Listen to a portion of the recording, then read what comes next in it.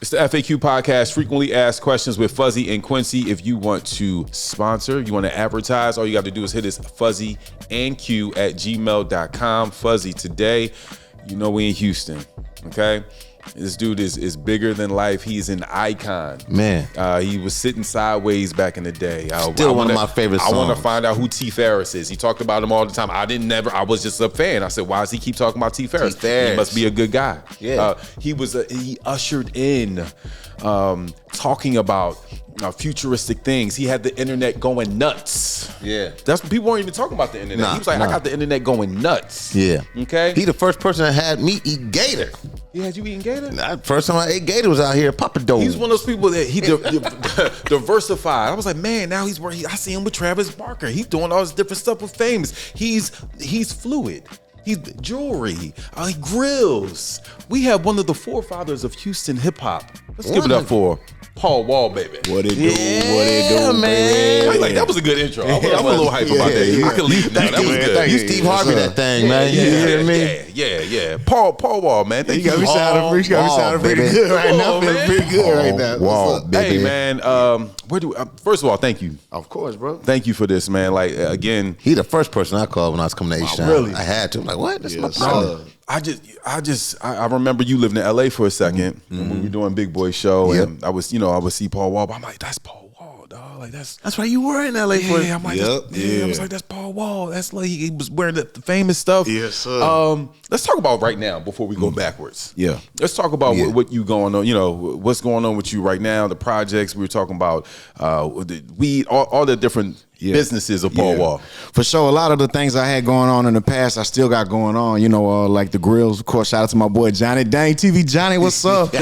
Still got a couple clothing lines out there, a couple businesses, cannabis businesses, Satellite OG, Satellite Supply, a few other hustles here and there. But you know, and the music, of course, that's my main love and passion. That's what drives everything else. So I dropped an album not too long ago called Hall of Fame Hustler, and I'm working on something else called The Great Wall and People's Champ Part 2. I'm working on a few different projects here and there, just grinding. I got a project with my boy Day One out in LA. You know, we got a whole project together. You know, we've been working on it all pandemic.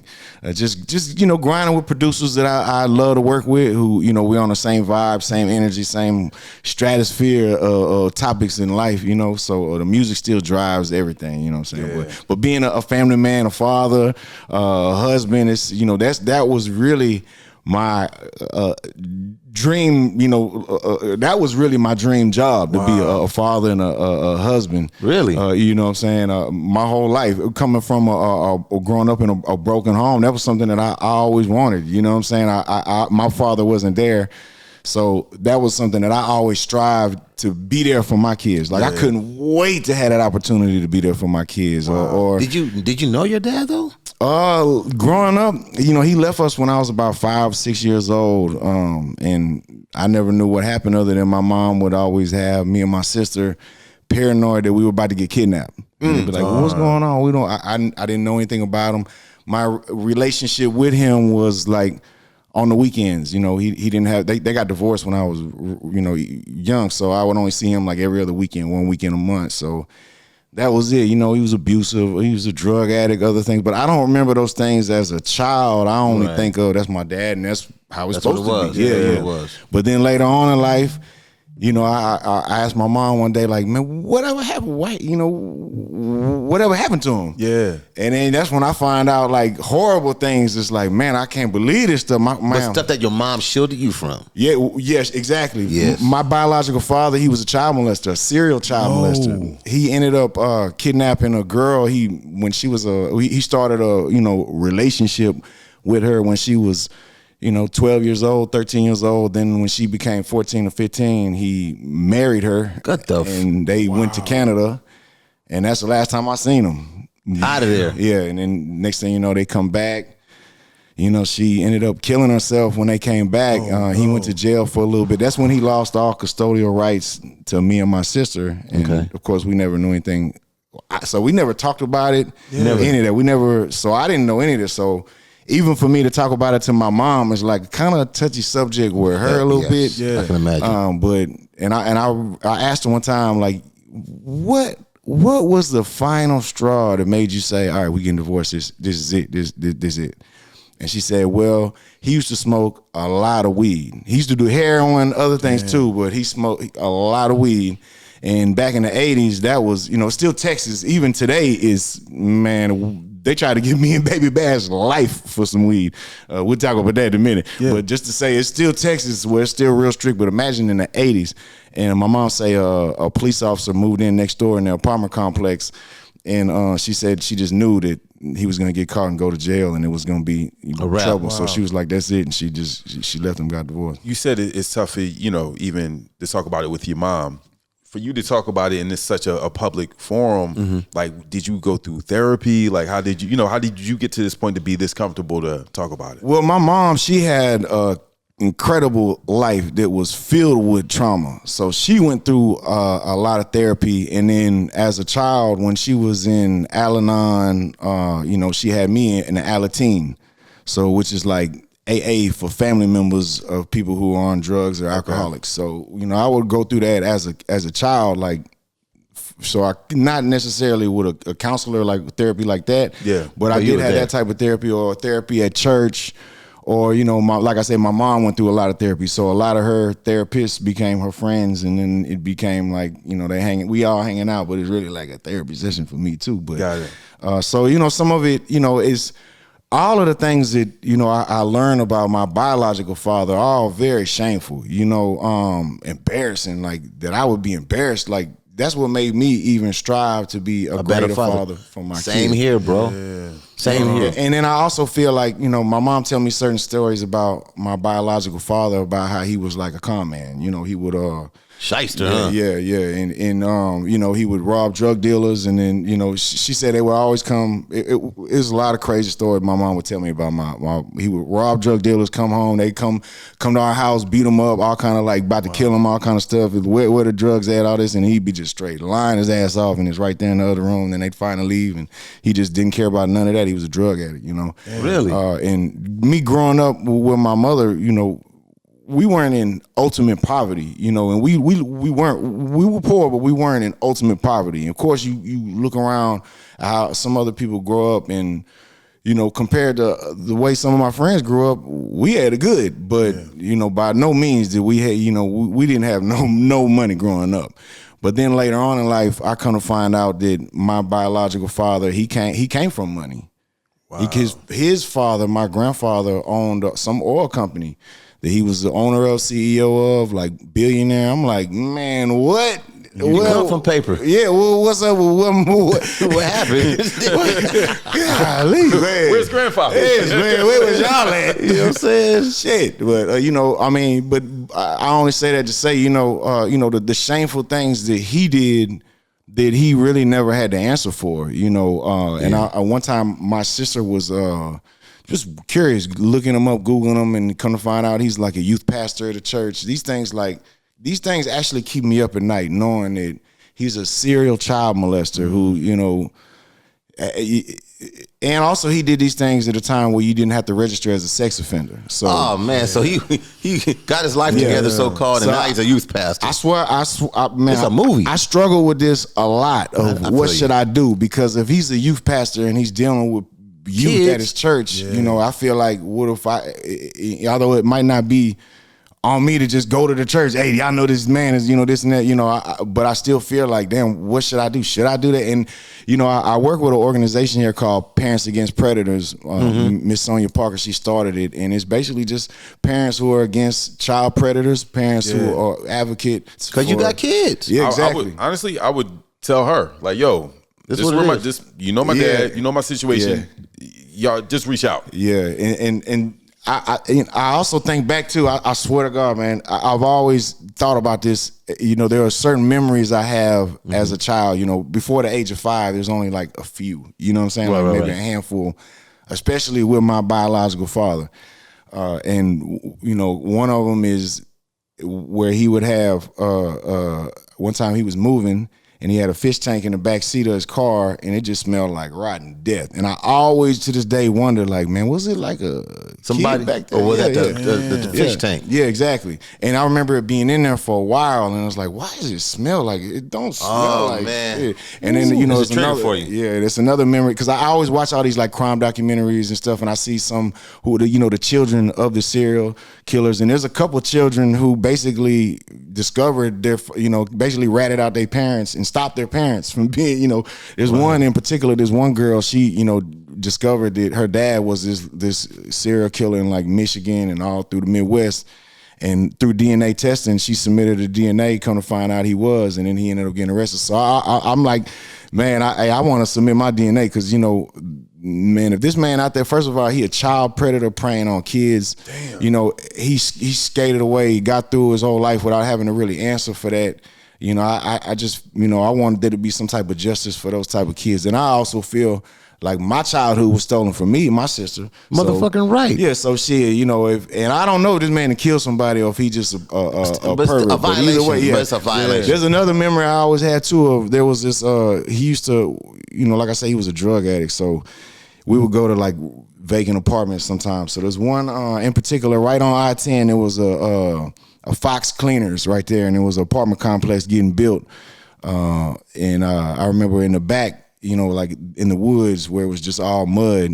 I remember he was like, hey, just hang out here for a little while. And he went somewhere and came back like an hour later. And I'm like, I remember even as a 4 or 5 year old, like, man, why am I here by myself in the middle of a construction site all by myself? Where my dad go? And so I always think like, man, did this man kill somebody, back in the day? Because I know he was a child serial predator when it came to, being a child molester. So, it's one of the things where I'm like, man, I got to submit my DNA to the search. All I can think about, and just from a selfish standpoint, like, I got kids, Fuzz got kids. I go to church because I couldn't imagine this motherfucker talking to the kids. You know what I'm saying? Yeah. Like, please, like the organization you're part of, I would talk to her. And I would say, look, fly a kite. Yeah. Like, how do I get this? I asked the police chief one time. I brought it up, and I think he thought I was joking, but I was like dead serious. Yeah. He thought I was like just on like a vengeance mission. You know what I'm saying, to get revenge on my biological father. But nah, it ain't that. It's a shit. It's a protection. It's a community. Kill somebody,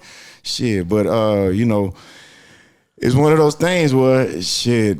I tell you, I sleep. I can't sleep at night sometimes. I'll think about this all the time. It bothers your soul. It bothers me. What if he's doing something right now and I'm just afraid to confront it? And but at the same time, what if I don't know? But yeah, is he still in Texas? Yeah, he's still in Houston. And I don't know this man or know nothing about him. Yeah. All I know is he's still in Houston. I know this because a couple of reasons.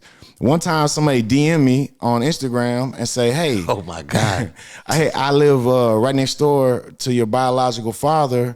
He's such a good man. You should forgive him, this and that. And I'm like, man, do you know this man is a child molester? You live next door, you better watch your kids around this man. Like, real talk. Hide your kids, hide your wife. Yes, and this person thought I was like, just, no. He said, and the person that DM me was like, your dad say, your mom just, filling your head up with stuff. That's the shit that you be like, I'm gonna fuck you up for that. Don't talk about my mom. Yeah. That's the shit that, yeah. Let me ask you a question. So like, damn, so many things because I have I didn't meet my dad till I was in my 30s. So, my mom was like, just get that head out your heart, talk to him. But I want to really beat this dude's ass, like, because he wasn't there. Like, you have a whole different situation. That's how I feel too, though. I feel like I want to beat him on behalf of the things he did to other people. Yeah. On behalf of what he did or didn't do to us. Like, he wasn't there for us, like leaving us. Right. He did used to abuse. He wouldn't sexually abuse me, but he used to beat the shit out of me. Yeah. Right. Abuse is abuse. Yeah, and I know in the 80s it was a little different. It was more accepted, but still, abuse is abuse. And like, you ain't putting hands on your kids like that. No way. So did he try to pop up when things Paul Wall, the artist? Man, it's funny you say that because I used to have a website where I would sell like a lot of my merch. Yeah. Okay, and on the website you could buy something and you can buy an autograph and have it personalized for like an extra $15 or something. So somebody ordered something and they wanted it personalized, and my mom, who used to just for fun handle that because she loved the fact that I had fans, so she would just be hands on with it. She would hands on with it. She would, on the website, if anybody made a credit card purchase, if it's a fraud purchase, if you don't do certain things, then they charge you for it. Yeah, you get hit with that. She would have to call to verify the number, to verify the purchase, verify the address, all of that. So she would do all of that. So she's calling, yeah, okay, you want this autograph, and what do you want to say? She said, and the girl on the other line said, yeah, well, I'm married to Paul Wall's brother, but he don't know that. And my mom was like, she don't know this is my mom too. She just think it's somebody that work for me. Yeah. My mom was like, are you sure about that? I don't know. She said, yeah, well, he's estranged from his dad, and this is his dad's son. His biological father's son, so it's my half brother.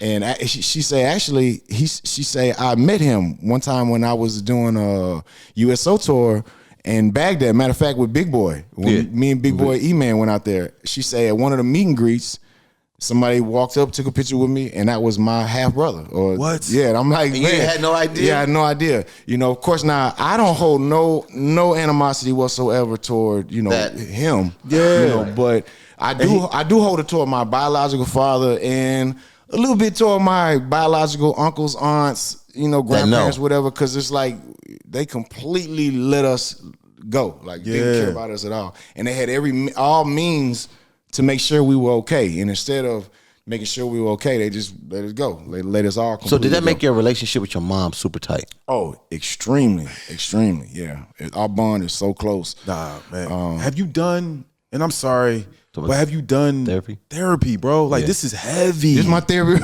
right? I can but tell, no, Walt, you got to do some therapy, bro. We do therapy. Like, my mom passed away.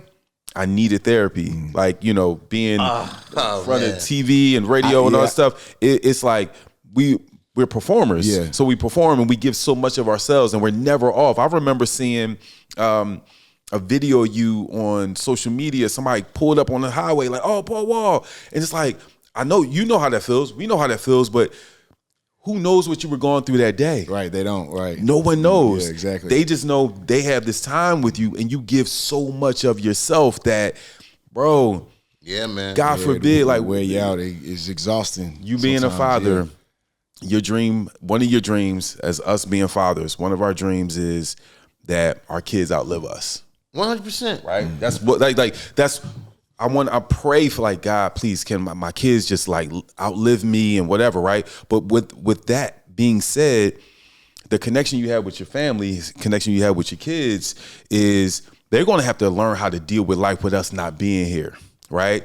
And when my dad's still here, my mom and dad were married for 45 years. When my mom passed, it was like, damn, how do I deal with this? And it was through therapy. And I'm just saying this to you from a brother, like, bro, you just don't want that happening when your mom passes. You know what I mean? That's a blessing. You live and you're sitting here with this anger. You're sitting here with this. Right. And you don't know how to grieve all of that. Grieve, like, bro. And right. Because you're dealing with a lot, bro. You're dealing with it. You're dealing with a lot, bro. And nobody sees that. Like, we see Paul Wall is happy. It's the grills, the mouth Houston, smiling. Happy. This dude is successful. But that shit is heavy on you, bro. Yeah. There's another time too where it was a Christmas event where we me and my boy Ali Sadiq, he's a comedian from Houston. We know Ali. Shout out Ali. Yeah. We had he does this like Christmas comedy thing every year. So he does stand up and he gets somebody to perform. So I performed.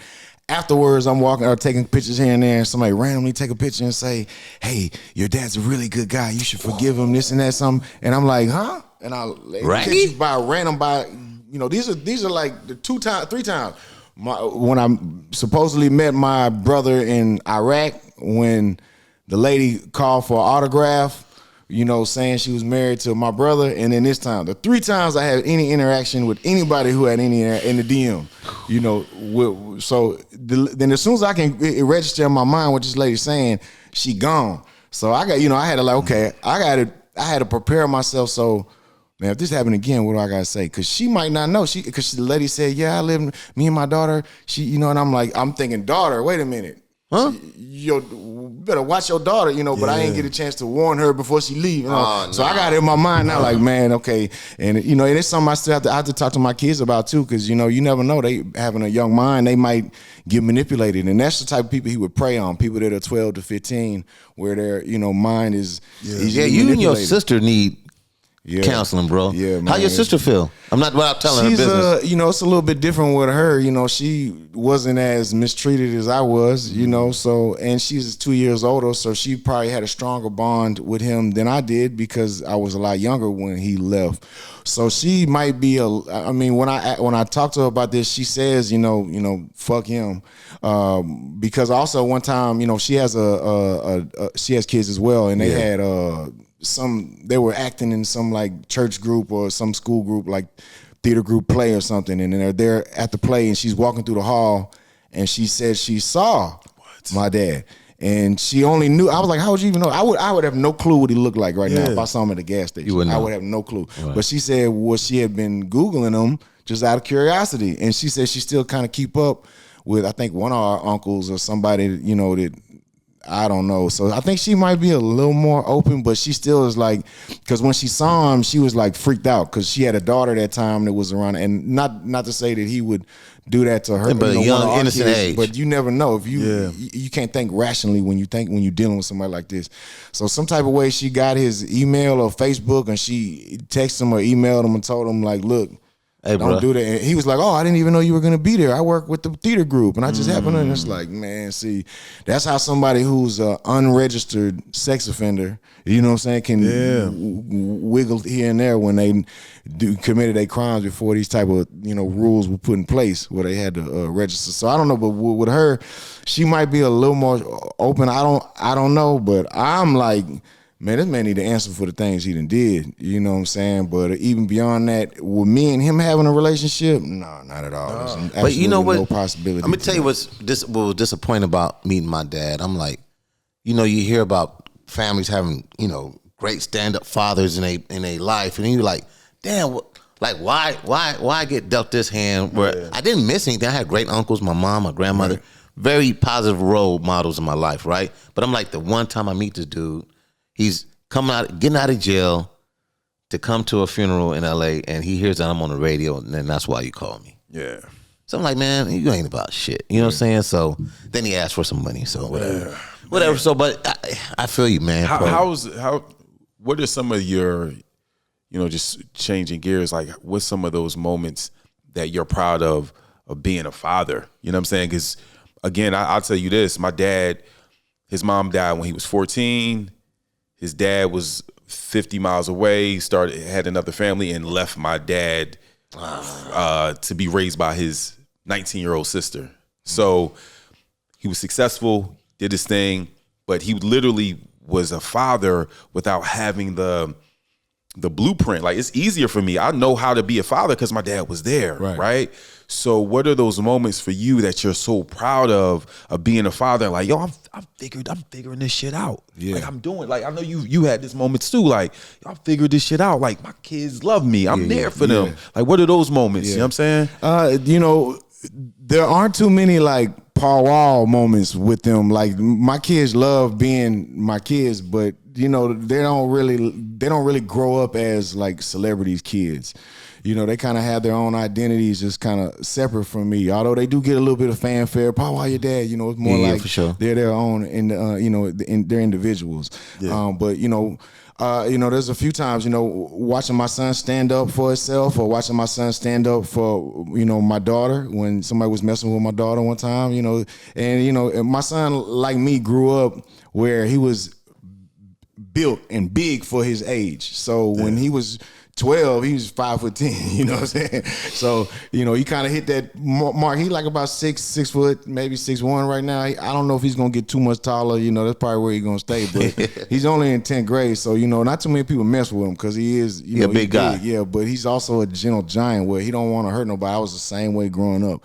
So seeing him, stand up for himself or stand up for my daughter, or just seeing them excel in school, all the things they do, watching them, with their art, or, because both of them are real good at art. They love music as well, but actually, drawing and painting and things like, real hands on with it. Yeah, they're very hands on with it. Definitely, I'm proud of, you know, their commitment to the things that they love, how creative they are. You know what I'm saying? My daughter, she got a whole YouTube show mapped out with characters, backstories, everything. I'm like, man, you only 14 years old? She's like, yeah, don't worry, Dad. By the time I'm 15, wait till you see what I got. You know, she going hard with it. And I was like, you got to support that too. Of course. And, you know, I know I know the path is a long, hard path of success, but they're not doing it for monetary reasons. Anything they do it for the love of it. And if I ever try to suggest, hey, to my son, well, hey man, why don't you put them designs on a t-shirt? We can sell them on Instagram, this and that. Nope. Wow. Nope. Really? He's like, man, and he'll like argue you down too about capitalism, how it's bad for society, how it's took over. Like, he's so smart. Like, I asked him, what you want for Christmas? I want this book by Frederick Douglass, this other book.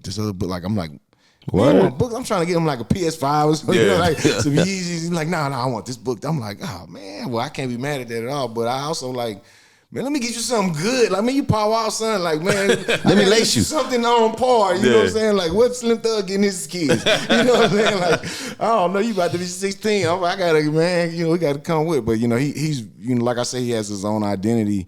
You know, with that. The same with my daughter. You know what I'm saying? She's, you know, very creative. Like I say, with her show. So you know, there's a lot of proud moments. But above all, it's the time I get to spend with them on a daily basis, of being a parent, of being. And I know, you know, eventually they're gonna grow up and, you know, have their own lives and, you know, not be in the house with me. So that's why I cherish every moment I have with them now. You know what I'm saying? You know, this is really truly what I wanted my whole life. Like, let's talk about. I know you have a dynamite relationship with your wife. Let's talk about that union you guys have, because that's the only person I ever seen you rock with. Yeah. How long y'all been together?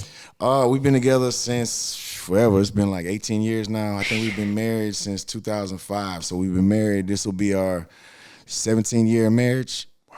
Man, that's right, a blessing. Man? A lot of people don't make it to those numbers, man. Yeah, thank God. She was, you know, her parents, they were married for 30 years, you know, plus, until her father passed away a few years back. Rest in peace, Mr. Charles. And then, you know, even though my biological father, like I said, he wasn't there, my mom remarried, and my stepdad, he's been there ever since. So I did have that male figure with him, you know, to show me what a good man could be, you know what I'm saying, a good father could be. And, you know, they're still married. So we did have good role models to lean on. And me and my wife both, we were honest with each other when we met. You know, what do we want out of life? What do we want out of this relationship? And we want to be with somebody we're going to be with forever. This our partner, this our life partner. We're going to build a family together and, you know, really be there for each other, support each other. And, you know, it's, you know, with the snapshot society we got, everything on Instagram, TikTok, everywhere, you know, you only get snapshots of what goes on. And usually it's, you know, the good, or, you know, the greatest time we had the Grammys or something, you know. With some real work to go on that thing, though. Yeah. There's a lot of, you know, it's a lot of fights, a lot of arguments, a lot of times where you got to say, is it worth this fight? Is it worth this argument? Because even though I'm right, man, if I keep going with this, it's gonna be a long night. You know, sometimes you gotta let it go. Yeah, man. Lay that thing to rest. It's a whole lot of prayers where we in the middle of arguing. I'm praying to myself, God, please let me not listen to nothing she's saying. Please block all the words she's saying. God, please put AirPod in my ears right now so I can't hear nothing. Because, you know, there's certain, when you with somebody that long, there's certain triggers you can say where, you know, have you fly off the handle, Jeff. Yeah, there you go with that red shirt again. What? Why you gotta bring up the red shirt? You know, I don't know. It's just something inside. You know, it's a trigger. You know, but people forget that we go through that. We go through that, man. Yeah, it's not easy. Like you said, the snapshot reality. People see the marriage. I mean, they see the wedding, they see the honeymoon, but they never see the work that it takes. Them conversations be long, Jack.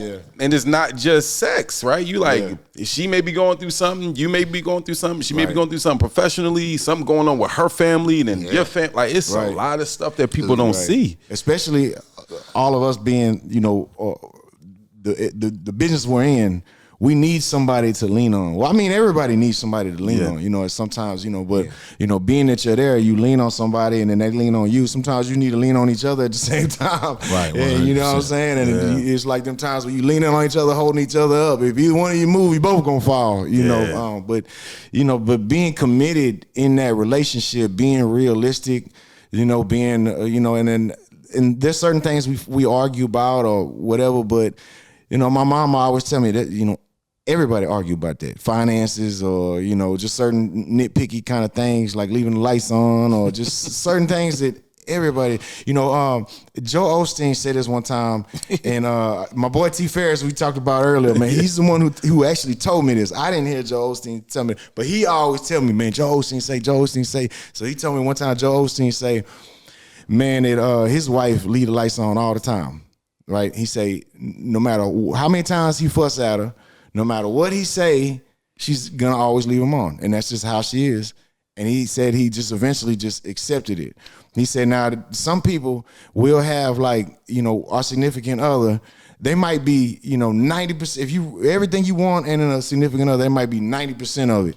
And that 10% that they not, which might be leaving the lights on, or ordering too much food that you don't eat, or, you know, or whatever, or spending a lot of money on credit cards, or whatever it is, you know, whatever that 10% that they're not, we might see that in somebody else and stray.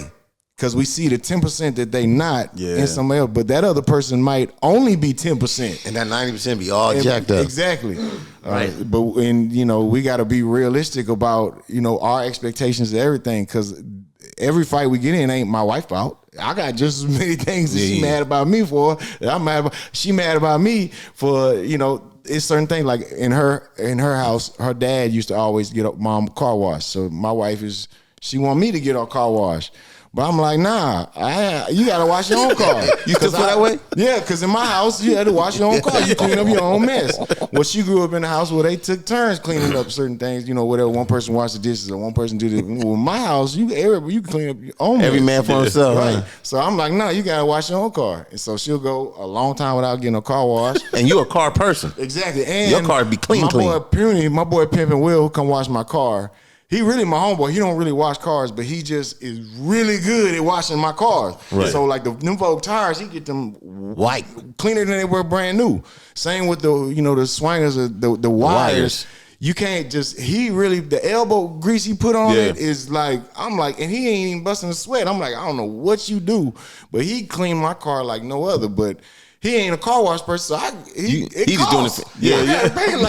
He's like, man, like if I was gonna pay you for it to come wash my car, man, you ain't gonna wash my car. But if it's the right price, you would, right? So one of them things, so I'm like, man, what is it gonna take to get a 25 regular car wash would be 150 or something like that. Right. Exactly. I get it. So I'm telling, hey, look, we got a car wash right in front of our street. Yeah. Man, drive right there, $25. I gotta pay him $100 plus. Look, you got to at least get your own car wash. No, you got to do it. But it's one of them things where he's serious too, man. He's serious. I know this, but this is the stuff people don't see. Yeah, but see, it was funny. I'm with her. Like, I love getting my girl's car wash. It's therapy. I love going to car wash. Everybody different. Yeah, exactly. Another thing is dishes. Okay, and we talk about it. When my wife, me and my boy Goo, we used to live together, right? And then me and my wife were dating. Then she moved in with me, so she moved in with us. Right. We had a system. I would pay for it. She would cook it. He would clean it, and it was perfect. But then when we moved out, we didn't have nobody cleaning. I'm paying, she cooking. Well, who cleaning up? Nobody cleaning up. So we still go through that to this day. Well, she don't want to clean up. I don't want to clean up. She like, I ain't cleaning up. I just cooked it. And I'm like, man, I pay for it. I ain't cleaning up. I got to pay for it and clean up. She like, well, I got to cook it and clean it. You know, it's one of the things where we both arguing and we take turns. And then she like, well, we don't put on the kids to clean up? We put it on the kids, but damn right. It's a little different, you know what I'm saying? They probably hate that shit. Man, my son will sit there. It'll take him 2 hours to wash some dishes. And I'm like, look, you ain't got to wash them. Just put them in the dishwasher. Yeah, I'm like, look, I sat him down to watch this commercial, platinum, whatever, Cascade Platinum thing. Look at this commercial. You don't got to rinse it. You don't got to soak it. You don't got to wipe it. Put it in the dishwasher and put the thing on. That's it. Why it take 2 hours to wash 5 bowls? Man, what's going on? He's like, he'll sit there, zone out. He'll get into his Tribe Quest, what he love. He'll put his headphones on and he'll just get in there and wash dishes and just zone out. I'm like, bro, you've been washing that one bowl for about 15 minutes, bro. Come on. You should have been done with that. Yeah, like, bro, it's a drought in California. What is you doing?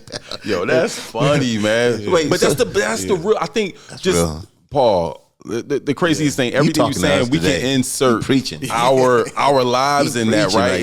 And I think a lot of times, even for me, I felt like even with success, right? I was like, when I become successful, it's going to be like this, right? And I'm like, it's not like this. It ain't Those like are the highlights that people see. And bro, it's so dangerous because if your perception of success is that, then anything off of that is a failure. Yes. And in your mind, you feel uneasy or like not fulfilled because you feel like you didn't achieve what was meant for you or whatever. Just because if everything on the checklist ain't there, but it's such a roulette wheel of what is life gonna throw at you. You know what I'm saying? Like especially with the success, there's so many people I see, especially in hip hop, that whether it's a manager or a DJ or a talk show host, so many of them at one point was a rapper.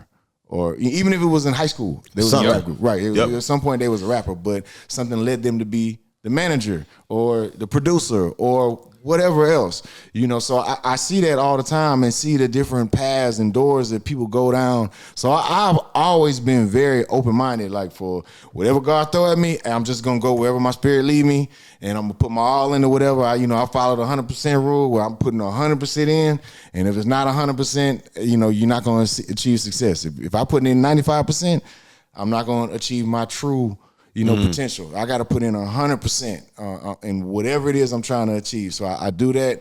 I always try to treat people, how I would want to be treated. I always try to see it from their perspective. Okay, if the shoes was flipped, how would I want it? Whatever. Try to be reasonable. But even then, I'll see certain things, like I see Slim Thug in a new Rolls Royce every year. You know what I'm saying? Man. He got a new house every 2-3 years. He upgrade new house. I'm like, golly, I'm doing something wrong. Shit. But I also realize, everybody has a different path. You know what I'm saying? And everybody has different, goals. Everybody has different life purposes. You know what I'm saying? And there's certain things I'm into that he's not, certain things he's into that I'm not, certain things that, he has goals for. That's what he loves. I remember having this conversation with Slim Thug too when we was about maybe 18 years old, 19 years old at his record store he had on the north side. And he was like, it was a new Bentley coming out. And he was like, man, I'm gonna give me a Bentley one day. It's before he had his first Bentley. So I think he was like 18, 19 when he had his first Bentley. So it was before that, he was like, man, I'm gonna have a Bentley, man. Really? And he was like, man, what car you want? And I was like, man, I don't even really care because it's always a new car, but I remember telling him, man, I'm for sure gonna have a clean Cadillac, whatever. But man, he was like, well, what you want then? What you want? A big house on the lake? And I'm like, man, I really want to be a husband, a father. I know it sounds corny, but that's, man, you really want the family. I still remember having this conversation with him, so we both, got what we wanted. You know what I'm saying? He got the big house on the lake. He got it, all the Lamborghinis, Ferraris, everything. He got the family too. Shout out to his family. He got the family too. You know what I'm saying? But for me, where I put more of my energy was into being a husband or other things. You know what I'm saying? So you're a real family man. Yeah. He remind me, like, you talking reminds me of my dad. Like my dad's dream was Q to have Q Stanley. But you remind me of my dad. Like my dad's dream was to have a family. Him and my mom came from broken homes, so it was like, yo, we're gonna have this, and this was our goal. Right. And then I remember talking to my dad as I got older, like, dog, you ain't had no dreams, like no. He's like, yeah, y'all, this was my dream. You know what I mean? So yeah, that's a big deal. That's man. like, that's commendable, man. And growing up. Not really, I did have my stepfather who was there as, a role model for me, but really like feeling kind of lost on certain things because my bond with him was a stepfather bond. It wasn't like me and my mother's bond. Me and my stepfather have a great relationship. We have a great bond, but it's definitely very different than me and my mother's. Of course. So, that's something I always wanted to, but feeling lost on how do I build this with my kids. But do you feel like he's being respectful of, like, I'm not his dad, but I'm being a role model? You know what I'm saying? Yeah. Do you think it was a little bit of that, maybe? He was, and I got a stepbrother who, he also came from my stepdad. He was married previous before he married my mom. So he for a lot of the time, they split. He would only see my stepbrother here and there. So I didn't. He was a little older too, so I would see him like a couple times a year. That's it. me and him have a great relationship too, though. Because he's my big brother. You know what I'm saying? Even though he's my stepbrother and we didn't grow up in the same house, he's still my big brother. He was always like that big brother figure to me. But wanting to have that bond with my kids going forward, I always felt like somewhat lost, and I feel like, well, okay, in my mind, I'm like, I can't make them no excuses. It don't matter if I'm lost. I got to figure it out. And I remember Mark Hoppus from Blink-182, he put out this documentary on fatherhood, and he also came from a broken home where his father wasn't there. He had certain, childhood things growing up, and he struggled with that. When he became a parent, how do I be a good dad? How do I end the cycle? Because for me also, my mom also, her parents, my grandparents, they were married forever, but my mother, I was about to say my biological mother, like I got another one. But I'm talking about my dad, my stepdad, this and that. So anyway, my mother, she was molested by her grandfather, but actually by both of her grandparents. I'm sorry, by both of her grandfathers on her father's side and her mother's side. And she was raped by one of her neighbors. No. Man, she grew up, and she was born in 53, so she grew up in the hitchhiking era. One time when she was hitchhiking, she got kidnapped. Wow. She actually one time, bro. Actually, the movie Remember the Titans? Yeah. Where Denzel was the coach. Yeah. Okay, there was she went to that high school the year before it integrated. The same high school, everything. Wow. So. In that movie, there's a white football player. He one of the main football players. He get in a car accident. He was a real life person. Yeah. And he signed her yearbook. She showed me one day, man, my mom got a crazy, I'm telling you, she got a crazy life story. My grandfather was in the military, so she literally grew up all around the country and all around the world. She got stories of growing up in, East Berlin. You know what I'm saying? Like in the middle, right military after baby. Yeah, right after World War II. She got some crazy stories. But anyway, she my mother also, her parents, my grandparents, at some point they were from North Carolina. That's where like their family was from. They left and never looked. There was no relationship whatsoever. My whole life, there was never brought up any talk of any other family outside of my grandma and grandpa. Wow. And it'd be like, what's up? Where's everybody where's everybody else? And they wouldn't talk about it. And I don't know if it was because they knew my mom was molested and they left and was like, nah, fuck this. And or what, but my grandfather was a great man. So he was a huge influence on me on how to be just as a person, how to treat people. But going forward, like I say, watching this, man, I'm all over the place because we talking about, there's a lot of levels to everything we're saying. But like I say, Mark Hoppus put out this documentary. There's other people involved too, but he one of the main people, and it was about his search for fatherhood, search to be a father. Like, what do I do? How do I end this cycle or whatever? Feeling lost as a father, and he realized it was a part at the end where he realized, it started with me being all it is just me being a good dad to my kids, me loving my kids, me being there for them and being there with them. And that documentary had a huge impact on me because that's how I felt. And when I saw it, I was like, man, that's it right there. That's all I got to do. Even though I feel lost, certain things I didn't have with my biological father or the different bonds or, different, how to be a man type of things, it was like, okay, this is how I end it right now. I personally in the cycle right now, being a good father to my son, to my daughter, and it's selfish for me. I could not do that and be a full-time rapper. You know what I'm saying? Yeah. Be in that thing heavy. That's not what I want. What I want is to end that cycle. So you know what I'm saying? It was very powerful for me. So that's my boy Mark Hoppus and whatever the name of that documentary is. Man, does it feel good for you to be? You look at your life, man. You've been married. You're arguing about the dishes. It's cool. You got your kids. They're great. Yeah. You can go on the road and still be, Paul Wall. Yeah. Have you looked at your life like, man, I'm super blessed? Like, have you been in a moment where you broke down and like, I can't believe this is my life. All of this. Every day, bro. Every day. This is what I prayed and asked God for every day of my life as a child.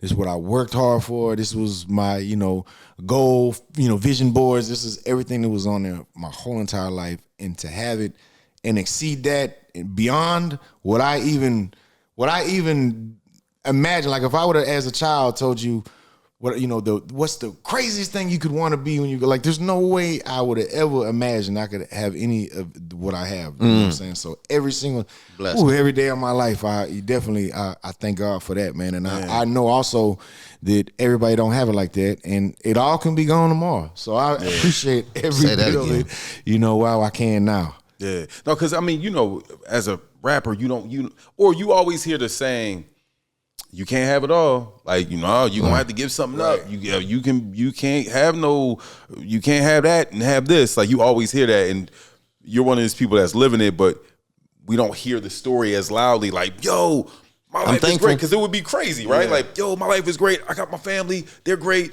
My career, my business is great. Look at me. It would kind of come off like, no, but you're thankful. You pinch yourself. Yeah, I would see a lot of artists that would rise and fall. And the ones that stayed out the longest are the ones that didn't stop. They didn't take breaks. They would work, and they would.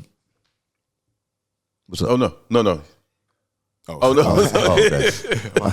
You said they would work. They would. Yeah, they would work. They would. They would give their all. Would treat people professionally. And that's what I strive to do. To pattern my career off of knowing that this is. Seeing especially the career shelf life of most artists, most rappers is very short. 1 to 3 years. Most people spend more money than they make, and they end up owing money when they did, and then they somebody who fell off and people look down on. Yeah. So it's hard to sustain the lifestyle of when you're on top. So when you're on top, you got to plan for when you're on the bottom, or plan for when you're in the slump, or right. And I would do certain things like that. Certain things, of course, as I get older too. Even though I'm, me and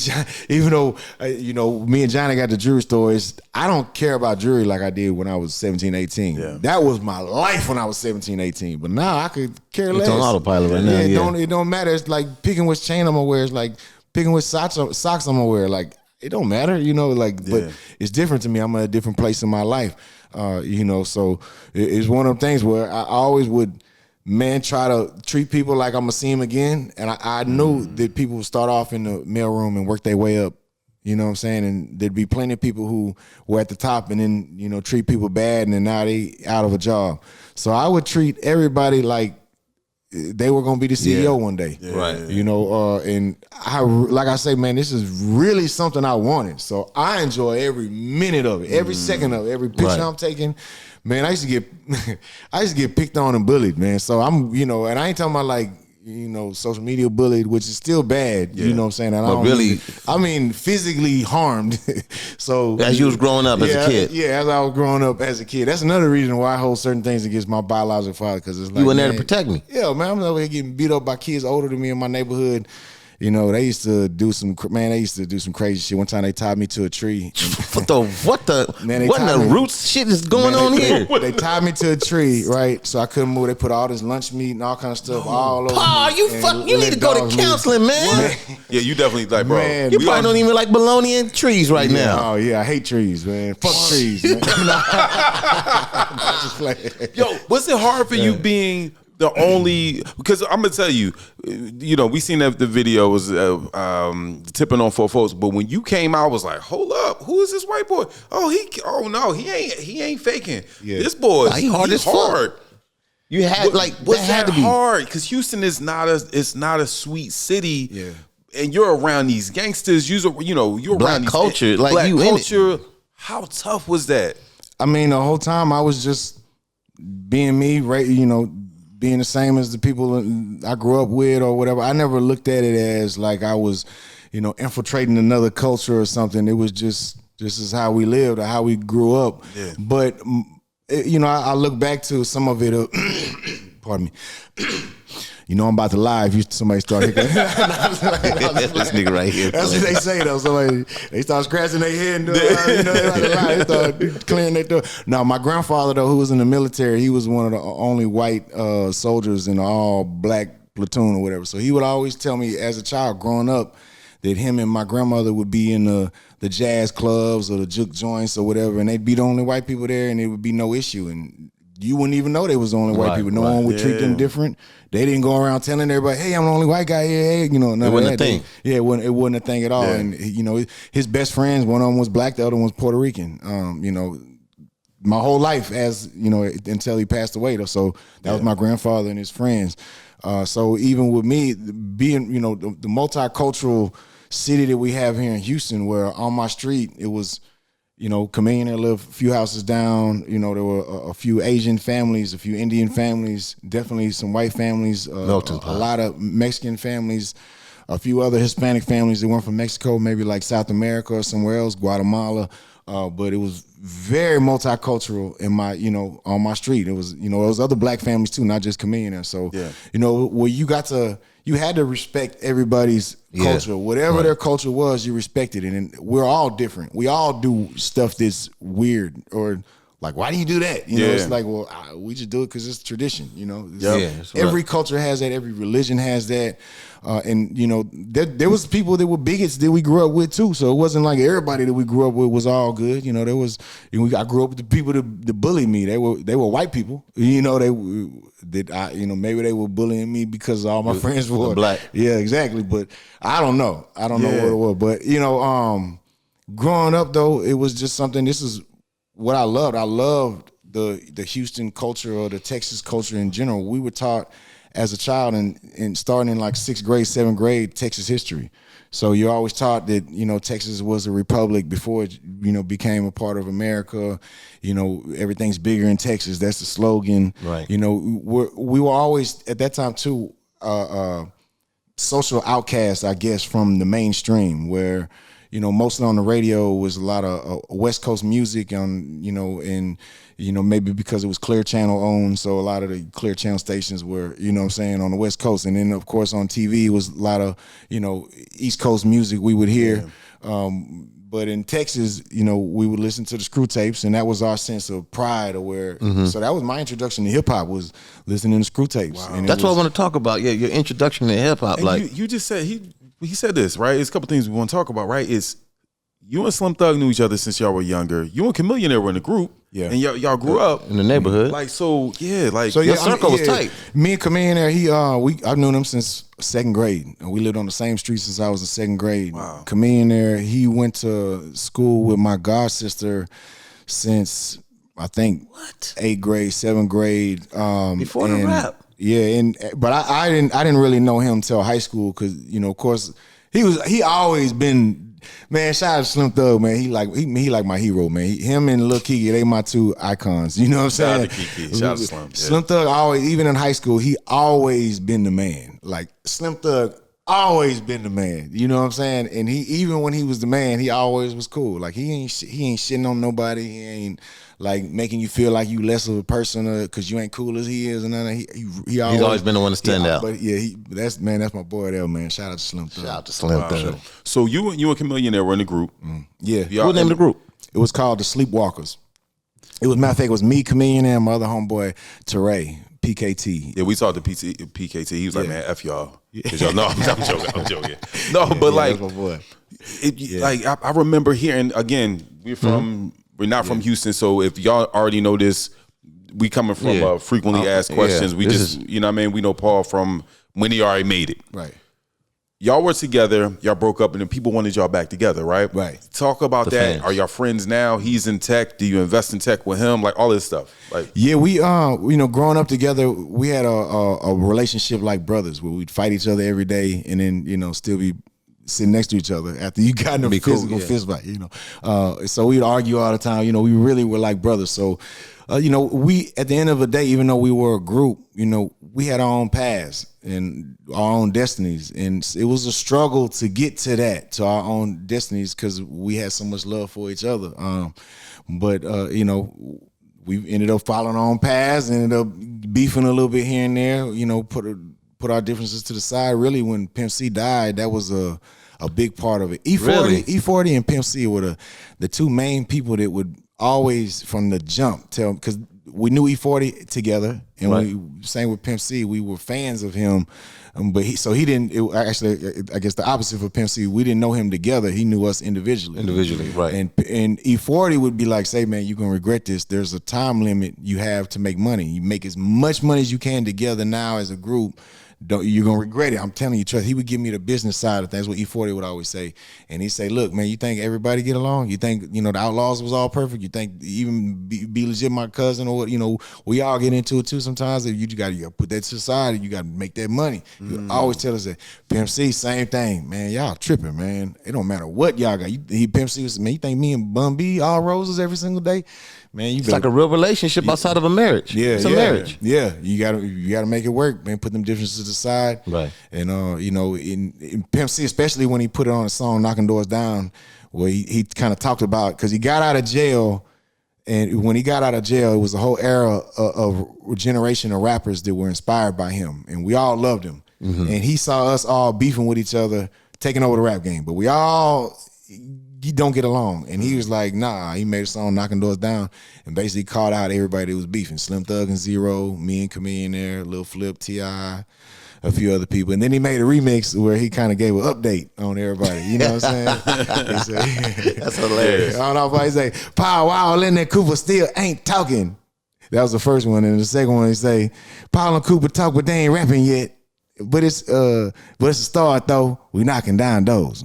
Wow. So we died. We was like, man, shit. They really encouraged us to really put our differences to the side for Pimp C. And at the end of the day, we were brothers. Like we grew up our whole life. I lived in his house. He lived in my house. Like we grew up like brothers. So at the end of the day, we really had to do this. So where we at today, the same with PKT. We went to church together. All three of us. So.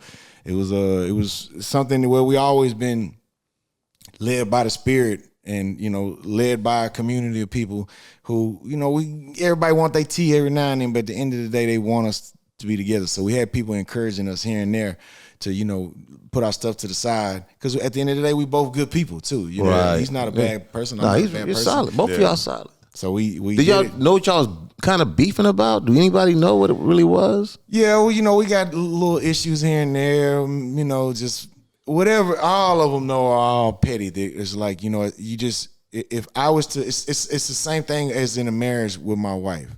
There's little things if I'm everything I'm right about, if I stand on it and I'm right, then we gonna always be fighting. Yeah. You know what I'm saying? And it's like some of it, you gotta let it go. Like, is it worth it? Is it some, And like I say, at the end of the day, when we came into it, my dream was to be a DJ. That was my dream, to be a DJ. DJ Paul. There was no thought in my mind that there was a possibility that I could be a rapper. Not because I was white, because I didn't know I was white until white people told me I was white. Are you serious? I didn't know I was white. You grew up in a black church and everything? Yeah, I grew up in a black church. Yep, and of course I knew I was white, but I'm saying you wasn't. It was no color line. Black. It was no color lines. Right. You just doing you. Right. When I first saw you, I was like, this dude is. It wasn't like Eminem, white, and no disrespect to Eminem, but I'm just saying different. It was like, that's him. I didn't question it. I didn't question it. I was like, that's Paul. A lot of people would assume I was either Hispanic or I was Creole. I'm a Frenchman from Louisiana, or they thought I was mixed, or there was some type of he ain't white, he this. And if you was Mexican, then he was claiming I was Mexican. If you was mixed, he mixed. If you was Frenchman, he a Frenchman. And that's kind of how it was. And even with my sister, like she's a little different, but her husband, all her friends growing up, like I said, we grew up in a multicultural neighborhood. All her friends growing up were Mexican and Asian. So her first husband was Mexican, and her second husband now is Vietnamese. So he's American, but he's Asian. Yeah. But so it's the same thing. We've all had like in the inner city. That's White Mike. You know what I'm saying? Yeah. We've had White Mike. My mom always enforced respect on other people's cultures or just other people in general. Period. Yeah. So that was always something that was on my mind. So I'm like, yes, ma'am, no, ma'am, yes, sir. God bless you. Hold the door open for you. Let me help you with that. You go to somebody's house, take their trash out for them. Can I take the trash out? Can I help you with something? I'm that type of person. That's how my mom raised me to be. Mm-hmm. But you know, like I said, I didn't know I was doing something other than till the white people came to beat me up and tie you up to the tree and put sandwich meat. Do you look at white porn? No. I don't look at white porn. I don't. Yeah. Just hilarious. Yeah, I gotta. You just want to find out. Ebony category for me. There are like I will see like it's a little different because I will see other white people that might grow up in similar circumstances who they use the N-word. And it's accepted in their neighborhood amongst their friends because that's how they all grew up. But I was taught that was a bad word. I wasn't allowed to use any curse words. So in my house, if I said any cuss word, I had to be clever. I couldn't say fuck. I had to say cluck or we'd make up our own cuss words. And it's funny because my daughter do the same thing without me telling her this. She does it automatically. Biscuits. He's acting like he acting like a biscuit over there. Like, she make up. I'm like, damn, man, I did the same thing. Like, but so the N-word was something that was like, if anybody said that word in my mama's house, she was gonna have. She going off on it. So if I say the N-word at any point in my life, even to this day, if I say the N-word, my mama will have a heart attack. There's no way. You know what I'm saying? So that was a word that was off limits. But it wasn't off limits because we were white. It was just an off limits derogatory word. But we all, like I say, we grew up with there was some bigots we grew up with too. And acceptance is something that, when you grow, is a difficult thing when you grow up with somebody who's racist or there's a racist person in your class or something. It's like, how do you change them from being racist? You gonna beat them up, beat it out of them, or we gonna educate them? Well, they misinformed anyway, so they not gonna listen to what you're saying because the people they listening to that's making them feel that way, they not even gonna believe what you're saying. Yeah. So I was just always taught you just pray for them and just you show them love. And although you disagree with what they doing or how they act, you just show them love. And a lot of that is, counterproductive sometimes when some people being disrespectful or people get out of line. So by all means, I don't mean that. Like if somebody being disrespectful, going off, calling you this and that, you supposed to just sit there and be like, hey, can I get you some fries with that? I ain't saying that, but I also, people weren't calling me the N-word. You know what I'm saying? White people weren't calling. They would call me other things, but they wouldn't call me that. Yeah. So, if they were, then I might feel a different way toward them. I don't know. I was just always taught to show love, to pray for people, and to be the light that you want other people to be, or to be the example that you want other people to be. But with growing up with PKT or with Chamillionaire and Slim Thug, he lived in a different neighborhood. He lived, off Homestead, so it was a little different over there. How else could I be? You know what I'm saying? Right. Yeah. I gotta rap, man. I gotta be like that. There's also other rappers. Lucky Luciano. I don't know if you know who he is. He's Mexican. He grew up with us too. We went to school together our whole life with him. He right here. Also, my boy Zone. There's a couple other people like all from our area that all kind of grew up to be rappers or DJs or certain things. And hold on, that was part one. That's part one. Yo, stay tuned. Paul Wall, we got more part with two. you. We got to do part two. We got a part two coming. I didn't know we were gonna go this deep, listen, Buzz. The storyteller, and it's all facts. All facts. So listen, we just make sure y'all tune in on part two. We have a part two. Don't forget fuzzyandq@gmail.com if you would like to advertise. Subscribe at FAQ Podcast. We thank you, Paul. Listen, he's not going nowhere. He's not going nowhere. We got part two with him. We got part two. Hold up.